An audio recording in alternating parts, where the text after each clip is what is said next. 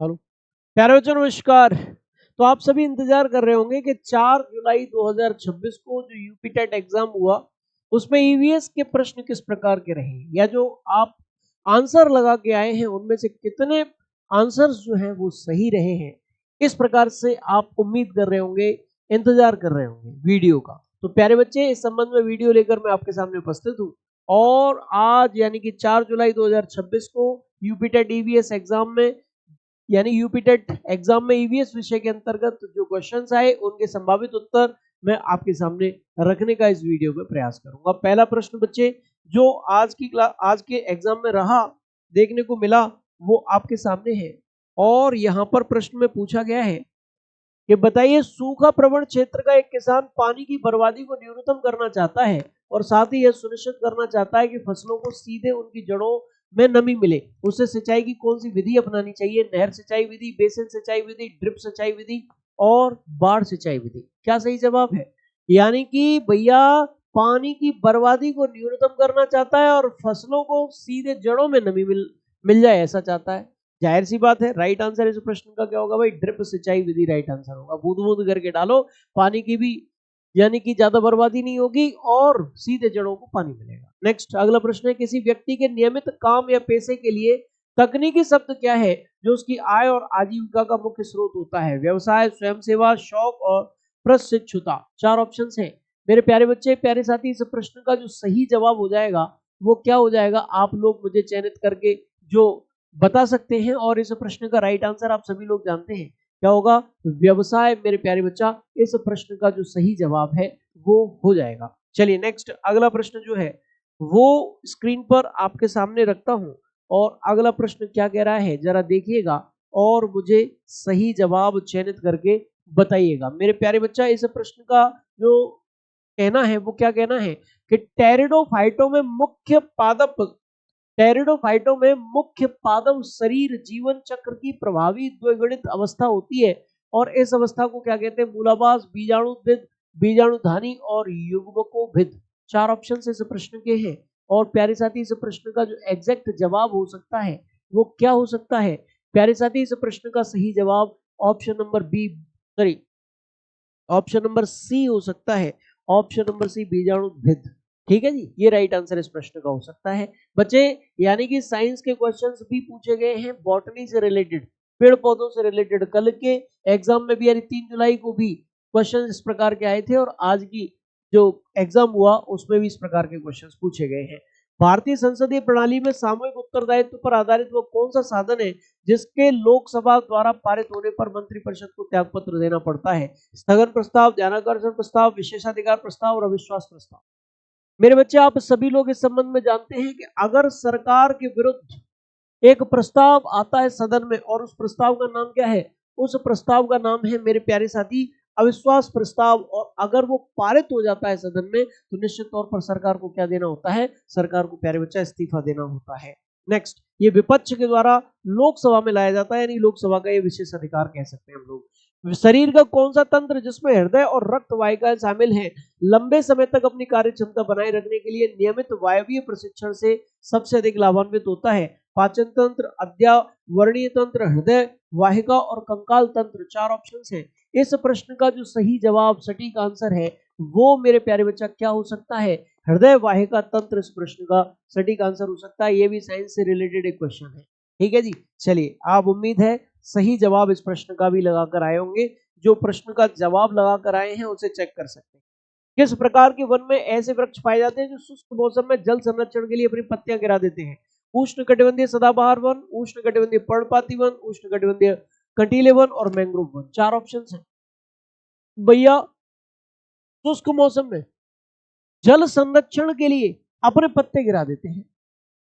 वैसे तो भैया कंटीले वनों में तो पत्तियां होती नहीं, कांटे होते हैं, है ना। सदाबहार वनों में पत्तियां तो गिराते हैं पौधे, लेकिन बहुत कम समय के लिए। मैंग्रोव वनों में भी पानी की प्रचुरता, यानी कि प्रचुर मात्रा में पानी उपलब्ध होता है। इसलिए सबसे ज्यादा जरूरत यहाँ पर जिन वनों को पानी के संरक्षण की है वो पर्णपाती वन, और नाम से भी पता चल रहा है पर्णपाती वन यानी पत्तियों को गिराने वाले वन। हालांकि पत्तियां ये भी गिराते हैं, ये विशेष तौर पर आप ध्यान रखना, लेकिन कुछ कम समय के लिए गिराते हैं। लेकिन यहाँ पर प्रश्न को जो सर्वोत्तम, एक प्रकार से पेडागोजी में जो सर्वोत्तम विकल्प को आंसर चुनते हैं ना, वो आंसर चुनकर मैंने आपके सामने रख दिया है।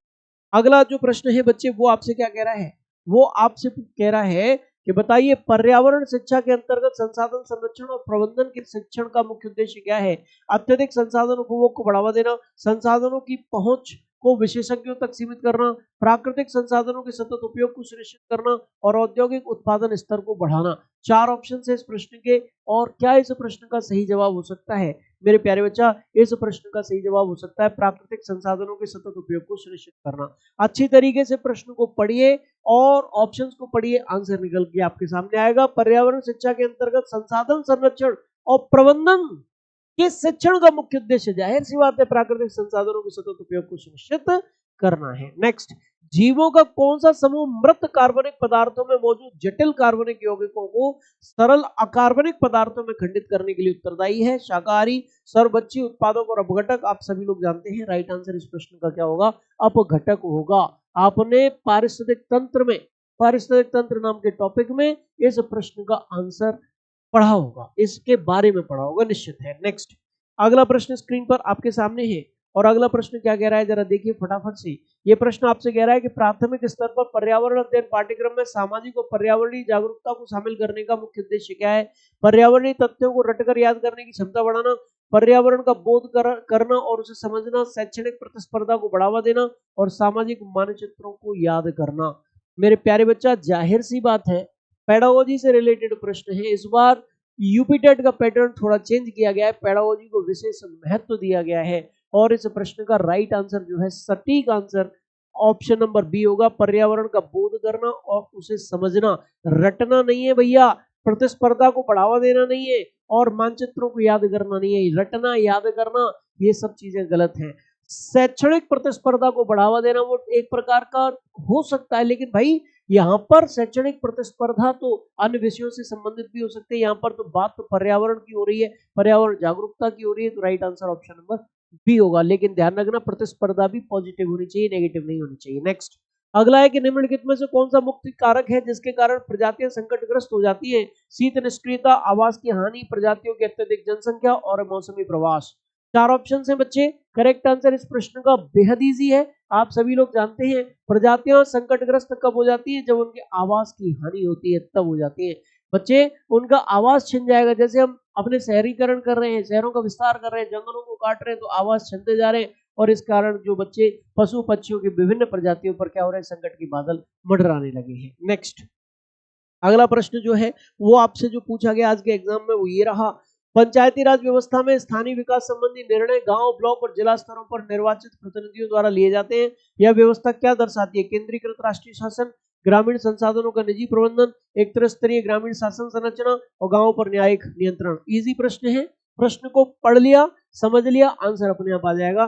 3 स्तरों की बात की गई है, एक तो गांव की बात की गई है, ब्लॉक की बात की गई है और जिले की बात की गई है। 3 स्तरों की स्तर भी साफ लिखा है, और यहाँ पर राइट आंसर इस प्रकार से इस प्रश्न का ऑप्शन नंबर सी हो जाएगा।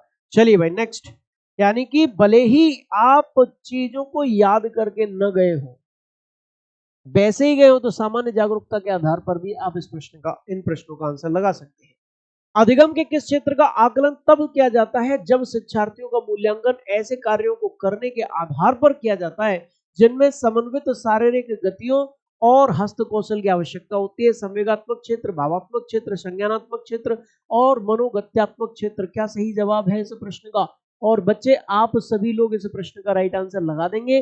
प्यारे बच्चे, इस प्रश्न का सही जवाब जो है वो मनोगत्यात्मक क्षेत्र हो सकता है, ऑप्शन नंबर डी सही जवाब है। भाई ध्यान रखना, क्या क्या चीजें, समन्वित शारीरिक गति शामिल है, हस्त कौशल की आवश्यकता है, तो भैया किस क्षेत्र में हो सकती है? मनोगत्यात्मक क्षेत्र में हो सकती है। इस प्रकार का एक क्वेश्चन टेट एग्जाम में पहले भी पूछा जा चुका है आपसे, ठीक है जी।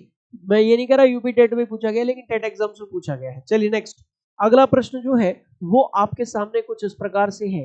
क्या कह रहा है ये वाला प्रश्न? ये प्रश्न कह रहा है कि भाई पर्यावरण के अध्ययन में भूगोल को एक अद्वितीय विषय क्यों माना जाता है? यह केवल पृथ्वी की भौतिक विशेषताओं पर केंद्रित होता है, यह सामाजिक विज्ञान के अवधारणाओं से बचता है, यह पृथ्वी और मनुष्यों का एक साथ समग्र रूप से अध्ययन करता है, और यह केवल एक ही पर्यावरण घटक में विशेषज्ञता रखता है। यहाँ पर भी केवल शब्द जुड़ा है, यहाँ पर भी सामाजिक विज्ञान की अवधारणाओं से बचता है, गलत, ये तो सामाजिक विज्ञान का पार्ट है, और यहाँ पर केवल शब्द जुड़ा हुआ है इसलिए गलत है। Right answer option number C इस प्रश्न का होगा भाई।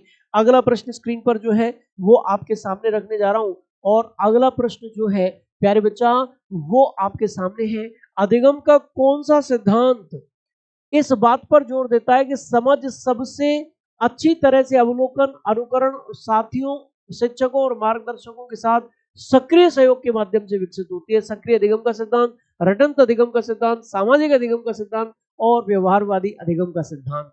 मेरे प्यारे बच्चा अच्छी तरीके से ध्यान रखिएगा। सक्रिय अधिगम देखिए अवलोकन यानी देखना, अनुकरण, साथियों और शिक्षकों और मार्गदर्शकों के साथ यानी एक दूसरे के साथ सहयोगात्मक तरीके से, और ये चीज क्या पैदा करती है हमारे अंदर, ये सामाजिकता पैदा करती है, और इसलिए सटीक आंसर मेरे अनुसार इस प्रश्न का ऑप्शन नंबर सी होना चाहिए।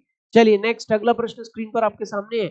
आज की एग्जाम का अगला प्रश्न बच्चे क्या कह रहा है, किस प्रकार के घर को पारंपरिक रूप से जल आधारित जीवन शैली के प्रति अपने अद्वितीय अनुकूलन के लिए पहचाना जाता है? Tree house, house boat, high rise apartment और इग्लू। भैया सीधी सीधी बात है, आपने जब आवास नाम का टॉपिक पढ़ा होगा तो इस संबंध में आपने केरल और जम्मू कश्मीर में हाउस बोटों की चर्चा की होगी, वही इस प्रश्न का सही जवाब है। नेक्स्ट अगला प्रश्न स्क्रीन पर आपके सामने बच्चे, अगला प्रश्न क्या कह रहा है भाई, अगला प्रश्न आपसे कह रहा है कि बताओ पठारों और ऊंचे इलाकों में आमतौर पर आसपास के निचले इलाकों की तुलना में ठंडी जलवायु क्यों होती है?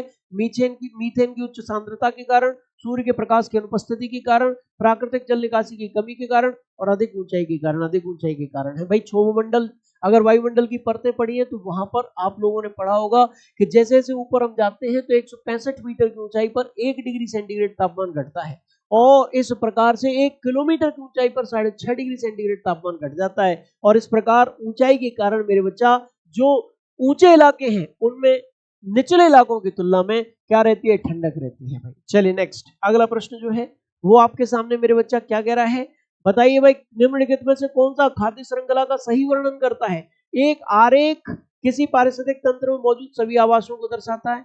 एक क्रम जो यह दर्शाता है कि भोजन के माध्यम से ऊर्जा एक जीव से दूसरे जीव में कैसे पहुंचती है। एक चक्र जो दर्शाता है कि अपघटनों द्वारा पोषक तत्व किस प्रकार विघटित होते हैं और मिट्टी में वापस लौटा दिए जाते हैं। और एक जाल जो सभी प्रजातियों के बीच परस्पर जुड़े हुए भोजन संबंधों को दर्शाता है।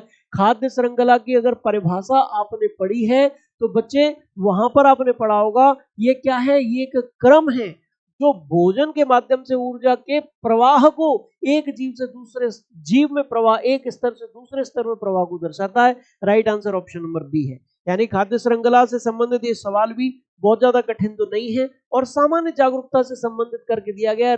इस बार यूपी टेट एग्जाम में रटने की प्रवृत्ति को क्या किया, हतोत्साहित किया गया है, ध्यान रखिएगा। और पेडागोजी रिलेटेड प्रश्नों को बनाया गया है, सीटेट पैटर्न पर आधारित कुछ कुछ किया गया है। चलिए भाई नेक्स्ट, यहाँ पर देखिए पर्यावरणीय अध्ययन को एक ऐसा अंतर विषय क्षेत्र मानने का मुख्य कारण क्या है जिसके लिए अनेक विषयों के ज्ञान की आवश्यकता होती है? पर्यावरण स्थिर है, पर्यावरण एक समान है, पर्यावरण जटिल है और पर्यावरण सरल है। क्या है भाई?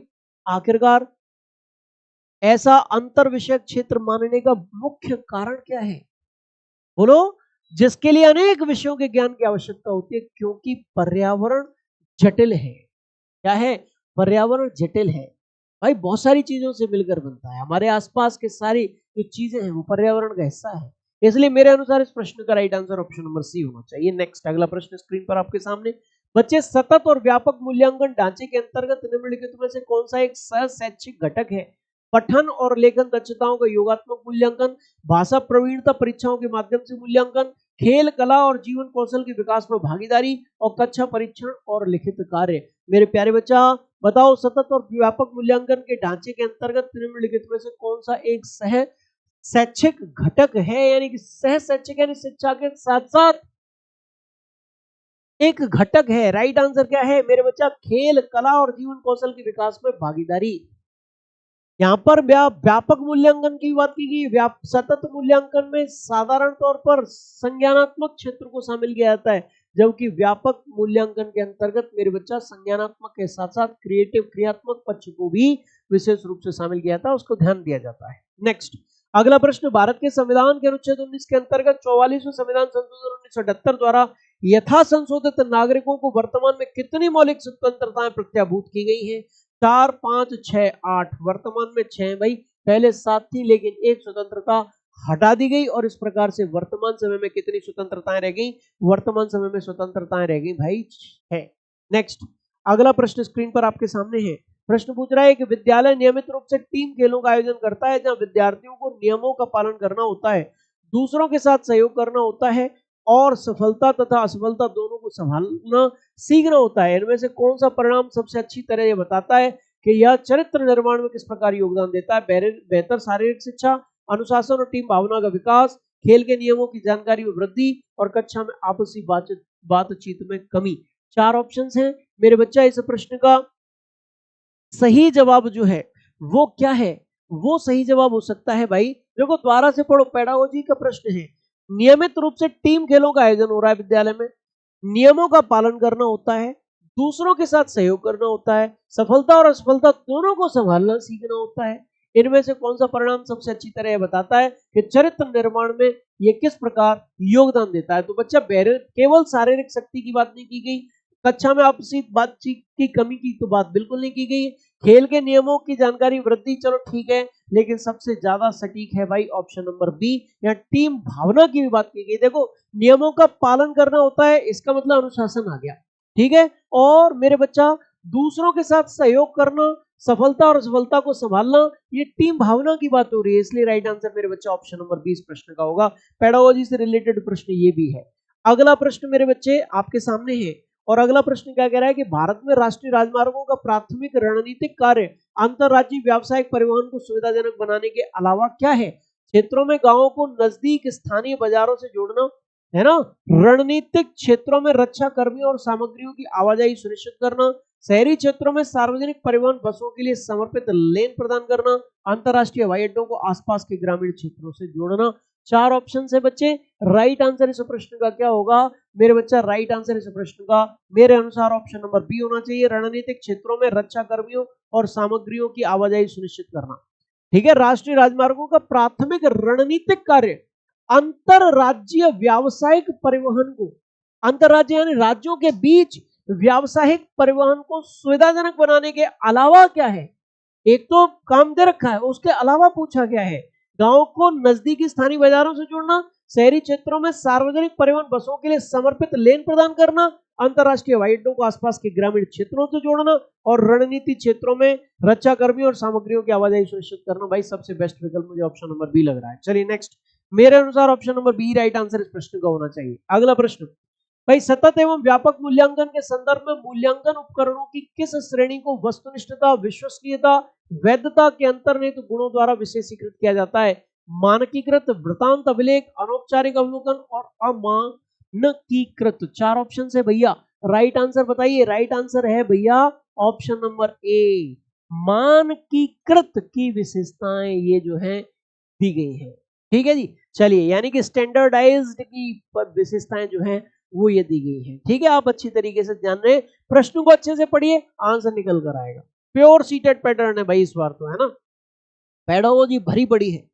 अगला प्रश्न भाई आपके सामने, भारतीय चुनाव प्रणाली में इलेक्ट्रॉनिक वोटिंग मशीन पर उपरोक्त में से कोई नहीं विकल्प की कानूनी स्थिति और कार्य को निम्नलिखित में से कौन सा सही ढंग से परिभाषित करता है? नकारात्मक मतदान, अगर किसी ने नोटा पर क्लिक कर दिया, दबा दिया, तो इसका मतलब क्या है? नकारात्मक मतदान, जिससे नेता के कुल वोटों में कमी आएगी। मतदाता पहचान पत्र की प्रतिलिपि हेतु अस्थायी प्रावधान, मतदाता को ईवीएम का उपयोग किए बिना सार्वजनिक रूप से मतदान से दूर रहने की अनुमति और मतपत्र की गोपनीयता बनाए रखते हुए सभी उम्मीदवारों को अस्वीकार करने का अधिकार। भैया नोटा का मतलब यहां पर सीधी सीधी बात है कि जो भी उम्मीदवार चुनाव में खड़े हैं मुझे उनमें से कोई भी पसंद नहीं है, इसलिए मैं नोटा का प्रयोग कर रहा हूं, नॉट एट ऑल, यानी कि इनमें से कोई भी मुझे पसंद नहीं है, सीधी सीधी बात है। यहां पर नोटा को दिया भी गया है, उपरोक्त में से कोई नहीं यानी कि नोटा। नेक्स्ट, अगला प्रश्न भैया आपके सामने, भारतीय संविधान के प्रारूप पर विचार विमर्श के दौरान संविधान सभा के समक्ष लगभग कितने संशोधन प्रस्तुत किए गए थे? 7635, ये 0765 कुछ इस प्रकार से अस्पष्ट है, ये 3950 और 1248 ये भी कुछ अस्पष्ट ही है। यहाँ पर कितने संशोधन प्रस्तुत किए गए थे? तो बच्चे यहाँ पर जो संशोधन किए गए थे वो 7635 किए गए थे लगभग में। मेरे प्यारे बच्चा एनसीईआरटी कक्षा 11 की राजनीतिक विज्ञान है ना, संविधान क्यों और कैसे, वो वाला टॉपिक पढ़ोगे तो इस चीज की जानकारी हमें प्राप्त होती है। ठीक है, थोड़ा डीप प्रश्न इस बार ये वाला प्रश्न जो है वो पूछा गया है। चलिए नेक्स्ट, अगला प्रश्न भैया, पर्यावरणीय अध्ययन प्राकृतिक जगत के साथ हमारी समझ और अंतःक्रिया को बेहतर बनाने में सहायक होता है। पर्यावरणीय अध्ययन का प्राथमिक महत्व क्या है? खेल विकास को समर्थन देना, पर्यावरण संबंधी मुद्दों और सतत विकास को समझना, औद्योगिक विस्तार को बढ़ावा देना, प्राकृतिक संसाधनों के अत्यधिक उपयोग को बढ़ावा देना। 4 ऑप्शन है भैया, क्या सही जवाब इस प्रश्न का है? मेरे प्यारे साथी, इस प्रश्न का सही जवाब ऑप्शन नंबर बी होना चाहिए, पर्यावरण संबंधी मुद्दों और सतत विकास को समझना। यहाँ पर क्या है? प्राकृतिक जगत के साथ हमारी समझ और अंतःक्रिया को बेहतर बनाने में सहायक है। क्या? पर्यावरण संबंधी मुद्दों और सतत विकास को समझना बच्चा। ऑप्शन नंबर बी मेरे हिसाब से इस प्रश्न का सटीक आंसर होना चाहिए। नेक्स्ट, अगला प्रश्न भैया, कौन सा शब्द खाद्य पदार्थ में प्रसंस्करण से पहले, उसके दौरान या बाद में भौतिक, रासायनिक और सूक्ष्म जैविक कारक के प्रवेश या उपस्थिति का वर्णन करता है, जिससे यह सेवन के लिए असुरक्षित या अनुपयुक्त हो जाता है? खाद्य सुदृढ़ीकरण, खाद्य संदूषण, जैव संचयन और तापीय निष्क्रियण, ये किससे संबंधित है? मेरे प्यारे बच्चा, इस प्रश्न का भी सटीक आंसर जो है वो निकल कर आएगा। क्या? खाद्य संदूषण निकल कर आएगा। ऑप्शन नंबर बी इस प्रश्न का संभावित उत्तर है, राइट आंसर है बच्चे। अगला प्रश्न स्क्रीन पर आपके सामने, और वो क्या कह रहा है? वो कह रहा है भाई कि एक शैक्षिक दृष्टिकोण है जो विद्यार्थियों को वास्तविक दुनिया की स्थितियों के साथ सीधे सक्रिय जुड़ाव के माध्यम से ज्ञान और कौशल प्राप्त करने में सक्षम बनाता है। व्याख्यान आधारित अधिगम, रटंत अधिगम, अनुभवात्मक अधिगम और निष्क्रिय अधिगम। 4 ऑप्शन है भैया, क्या सटीक आंसर हो सकता है भैया? राइट आंसर अनुभवात्मक अधिगम हो सकता है। एक शैक्षिक दृष्टिकोण जो विद्यार्थियों को वास्तविक दुनिया की स्थितियों के साथ सीधे सक्रिय जुड़ाव के माध्यम से, सीधे और सक्रिय जुड़ाव से क्या होता है? अनुभव होते हैं, और फिर वो अधिगम किस प्रकार का बन जाता है? अनुभवात्मक अधिगम बन जाता है। राइट आंसर क्या होगा? ऑप्शन नंबर सी हो जाएगा भाई। नेक्स्ट, अगला प्रश्न स्क्रीन पर आपके सामने भाई, पर्यावरण अध्ययन में गैर बिंदु स्रोत प्रदूषण को बिंदु स्रोत प्रदूषण से सबसे अच्छी तरह से क्या अलग करता है? एक ही पाइपलाइन या नली से उत्पन्न होता है, इसे नियंत्रित करना आसान है। बिंदु स्रोत केवल भूजल को प्रभावित करता है, गैर बिंदु स्रोत केवल सतही जल को प्रभावित करता है। बिंदु स्रोत केवल प्राकृतिक आपदाओं से संबंधित है, गैर बिंदु स्रोत पूरी तरह से मानव निर्मित है। या कृषि अपवाह या शहरी तूफान जल जैसे विसरित स्रोतों से उत्पन्न होता है? क्या सही जवाब है? अंग्रेजी में एक्सप्लेनेशन भी दे रखी है प्रश्न की, आप यहाँ पर देख सकते हैं। मेरे प्यारे बच्चा, राइट आंसर इस प्रश्न का होना चाहिए, यह कृषि अपवाह या शहरी तूफानी जल जैसे विसरित स्रोतों से उत्पन्न होता है। Right answer option number D में दे रखा है, संभावित उत्तर ऑप्शन नंबर डी है। और लास्ट प्रश्न जो आज के एग्जाम में रहा वो आपके सामने है मेरे बच्चे। क्या प्रश्न रहा कि सहपाठ्य चर्चा गतिविधियों के संदर्भ में कौन सा परिणाम विद्यार्थियों द्वारा पाठ्य पुस्तकों से परे जाकर सीखे गए ज्ञान के अनुप्रयोग को सबसे बेहतर ढंग से दर्शाता है? नैतिक नियमों को नोटबुक में लिखना, चुनौतियों या कठिन कार्यों से बचना, सभा के दौरान विद्यालय के नियमों का पाठ करना और वास्तविक जीवन की स्थितियों का सामना करना। 4 ऑप्शन है भैया, ये भी पेडागोजी से रिलेटेड प्रश्न है। Right answer option number D, संभावित उत्तर ऑप्शन नंबर डी इस प्रश्न का है। सहपाठ्य चर्चा गतिविधियों के संदर्भ में कौन सा परिणाम विद्यार्थियों द्वारा पाठ्य पुस्तकों से परे बाहर जाकर सीखे गए ज्ञान के अनुप्रयोग को सबसे बेहतर ढंग से दर्शाता है? तो वास्तविक जीवन की स्थितियों का सामना करना, ये सबसे बेहतर ढंग से दर्शाता है। और इस प्रकार से मेरे प्यारे बच्चा, मैंने जो प्रश्न थे आज 4 जुलाई 2026 यूपी टेट एग्जाम के वो आपके सामने रखे। प्रश्न कैसे रहे, आपका एग्जाम कैसा रहा, अब आप खुद ही सोच सकते हैं। उम्मीद है आप सभी का एग्जाम बहुत अच्छा रहा होगा। बात करें लेवल की, तो मेरे बच्चा इस बार यूपी टेट ईवीएस को सीटेट पैटर्न पर दिया गया है। पेडागोजी की भरमार है, पहले पेडागोजी के क्वेश्चंस कम मिलते थे, इस बार भरमार है। लेकिन मैं इतना कहना चाहूंगा कि भाई रटने की क्रिया को हतोत्साहित किया गया है और सामान्य जागरूकता को बढ़ावा दिया गया है। प्रश्नों को अच्छी तरीके से आपने 1-2 बार पढ़ा होगा तो आंसर आपके ज्यादातर सही निकले होंगे, ऐसी मेरी पूरी उम्मीद है। इसी उम्मीद के साथ इस क्लास का समापन करेंगे। जय हिंद, जय भारत, जय माता।